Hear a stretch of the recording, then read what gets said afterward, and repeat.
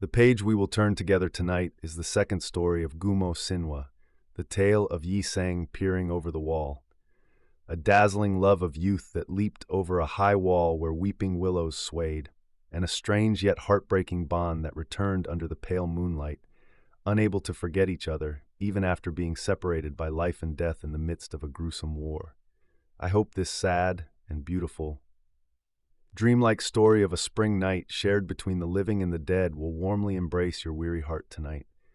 Let the soft spring breeze blow away all the heavy burdens of reality you carried throughout the day. And now, gently listen to this distant old tale.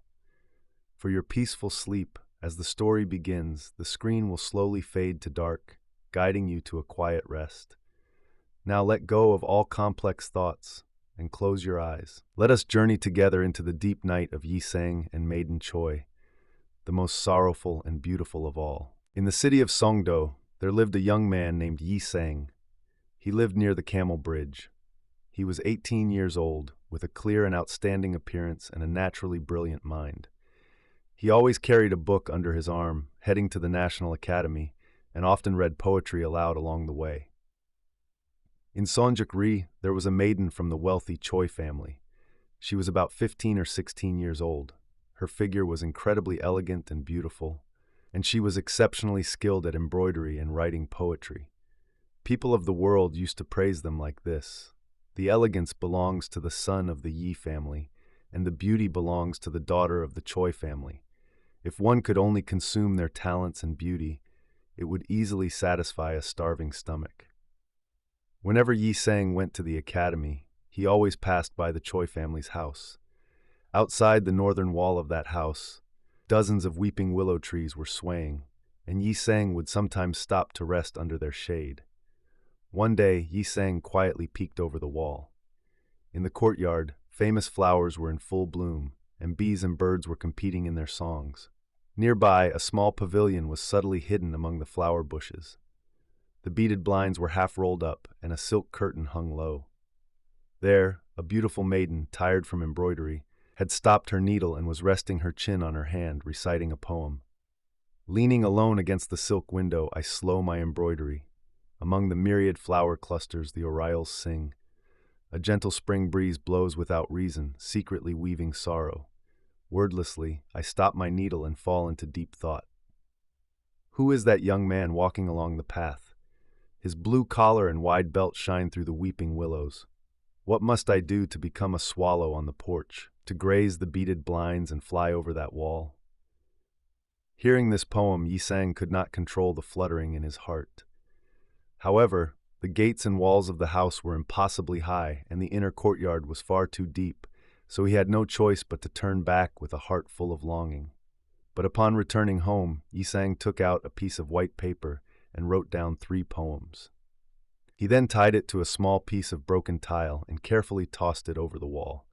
The paper Yi Sang threw, tied to the piece of tile, held these poems. Layers of mist swirl around the 12 peaks of Mount Wushan, a sharp peak half revealed amidst clusters of purple and blue.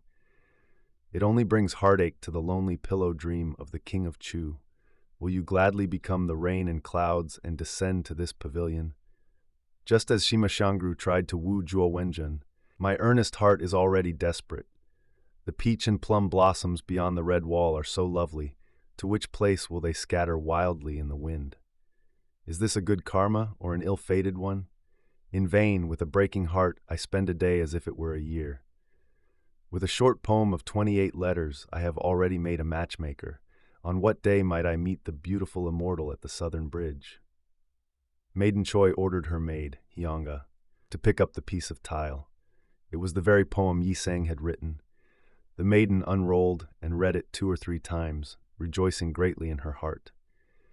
Then she wrote exactly 8 letters on a small piece of paper and threw it over the wall. "My dear Lord, please do not doubt me, and let us meet at dusk." Following her words, when dusk fell, Yi Sang went back to that place and suddenly saw the shadow of a peach blossom branch swaying over the wall. Coming closer, he saw a bamboo basket tied to a thick rope used for a swing hanging down.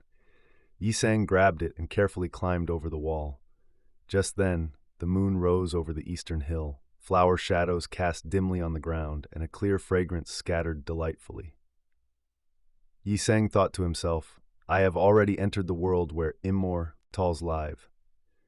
He was secretly overjoyed, but since romantic affairs between a man and a woman were highly secretive, his hair stood on end, and he kept looking around nervously. At that time, the maiden had already plucked flowers with Hyanga, placed them in her hair, and laid out a soft woolen rug in a secluded corner, waiting for him. Seeing Yi Sang, the maiden smiled brightly under the moonlight and casually recited 2 lines of poetry first. Among the branches of peach and plum blossoms, flowers are in full bloom, and the moonlight is beautiful on the pillow embroidered with mandarin ducks. Yi Sang replied, continuing the verse, If word of this spring day leaks beyond the wall in the future, the wind and rain will be heartless, and it will also be pitiful. At this, the maiden spoke with a serious expression. I originally intended to fulfill my duties as a wife with you for the rest of my life and build eternal joy. How can you speak such weak words so hastily before we even begin? I am but a woman, yet my heart is at peace. How can a great man with a strong spirit speak of running away? Even if our secret is revealed later and I face the terrible scolding of my parents, I will bear it all myself. Then she looked back at her maid and said, Hyanga, go to the room and bring out some wine and fruits. While Hyanga went to the room on her orders, the surroundings were dead silent without a trace of anyone else. Yi Sang asked carefully, Where exactly is this place? The maiden replied, This is beneath the small pavilion in the northern garden. My parents love me dearly as their only daughter, so they specially built this pavilion by the lotus pond for me. When famous flowers bloom in the spring, they let me stroll here with my maids. Our main house is so deep and secluded that even the sound of laughter and chattering here rarely leaks out. Soon, Hyanga brought out the wine and snacks. The maiden poured a cup of clear wine for Yi Sang and spontaneously composed and sang an old-style poem. Below the curved railing lies the lotus pond. By the pond thick with flower clusters, 2 people whisper. Fragrant mist is thick and the spring air is warm, singing a new song, dressed in white ramy cloth. The moonlight tilts, flower shadows seep into the fur mat, pulling the long branches together, red flower rain scatters. The wind shakes the clear scent, seeping into our collars. A beautiful maiden dances for the first time under the spring light. The silk jacket lightly brushes the crabapple branch, startling the parrot sleeping among the flowers awake. Yi Sang also responded, reciting a poem softly. Having accidentally entered the peach blossom utopia, I cannot fully express the tender affection in my heart. A gold hairpin hangs low on parted black hair. The neat spring clothes are made of blue rami. Wearing the first double-layered flowers of the spring breeze, do not let the wind and rain shake the messy branches. The swaying shadow of the immortal sleeves dances. Under the deep shade of the laurel tree, the fairy of the moon has descended. I fear sorrow might follow before all good things end, so please do not teach this secret song to the parrot. After reciting the poem, the maiden gazed quietly at Yi Sang under the moonlight and said, Tonight's meeting is by no means a light karma. My lord, follow me and let us forge an endless bond. Having spoken, the maiden entered through the northern window, and Yi Sang followed her. Inside the room, there were stairs leading up to the pavilion. Following the stairs, a beautiful pavilion indeed appeared. The desk and inkstone of the study room were neatly arranged, and famous old paintings hung quietly on the walls illuminated by the soft moonlight. That night, in that cozy pavilion, the two confirmed their firm feelings for each other and finally made a vow to heaven and earth to be together for a lifetime. In the deep and quiet spring night, their heartbreaking and dazzling love deepened under the moonlight shining through the weeping willow branches. From that day on, every day when the sun set, Yi Sang crossed the wall to visit the maiden's pavilion, and when dawn broke, he crossed the wall again to return home. Although it was a secret meeting known to no one, the two spent dreamlike times every night in their deep love for each other. One day, as those dreamlike days continued, Yi Sang's father grew suspicious of his son returning late every night and scolded him harshly. Since you leave in the morning and return late at night, you must be hanging out with bad crowds and doing frivolous things. If you are caught climbing over someone else's wall, It will bring great disgrace to our family. The father sent Yi Sang far away to the Yeongnam region, making him focus only on his studies under the strict watch of relatives. When Yi Sang left and did not come even as night fell, Maiden Choi fell deeply ill. She stopped eating and drinking, lay sick in bed, and soon became too weak to even speak properly. Watching their only daughter dying, her parents anxiously asked the reason. The maiden finally brought out the poems she had exchanged with Yi Sang and confessed in tears. My deep affection for Yi Sang has already pierced my bones. If I cannot see him now, my life will surely end. Moved by her heartbreaking sincerity, the parents could no longer scold their daughter and hurriedly sent a matchmaker to Yi Sang's house.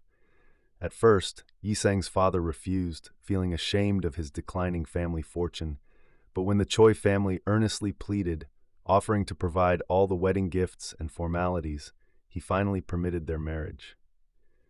Meeting again after a long detour, the two finally tied the knot officially as husband and wife. Their love for each other grew even deeper than before, and Yi Sang passed the state examination and entered government service. It seemed that only radiant and happy spring days would continue forever for them. However, fate was truly cruel. One year, the Red Turban rebels crossed the river and invaded the capital. The king fled to the south, and the entire country was swept into a horrific whirlwind of war. In the devastating war, the people scattered in all directions, and Yi Sang and Maiden Choi also lost each other while trying to escape the bandits. Yi Sang hid in the rugged mountains and barely saved his life, but the frail maiden could not escape in time and was captured by the bandits' blades. When a bandit tried to violate her, the maiden scolded him with a fierce voice. "You beasts! I would rather you kill and swallow me. How could I ever become a mate to pigs and dogs like you?"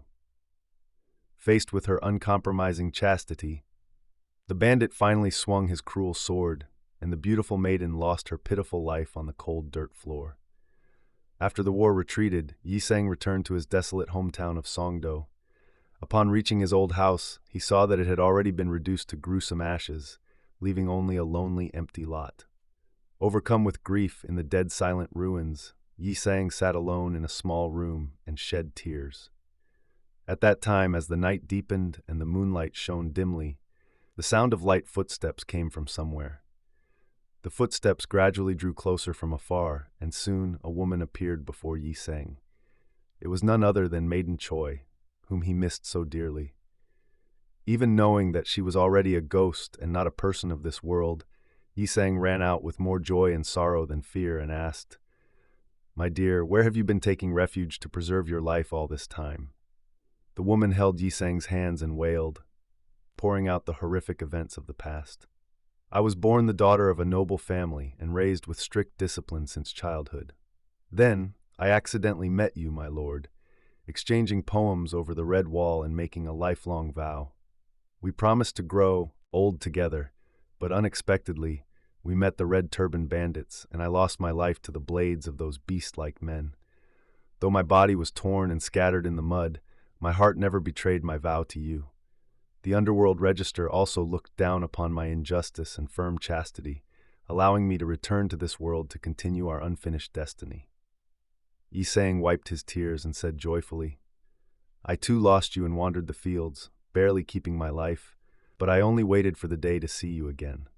Now that you have returned to me like this, let us live together again, just like before." From that day on, the two cleared the ruined house and resumed their ties as husband and wife.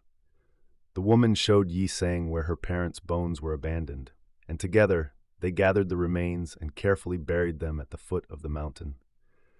Although the woman was a ghost, Yi Sang did not doubt or fear her in the slightest, and the two spent several years like a dream, forgetting all worldly matters and cherishing only each other.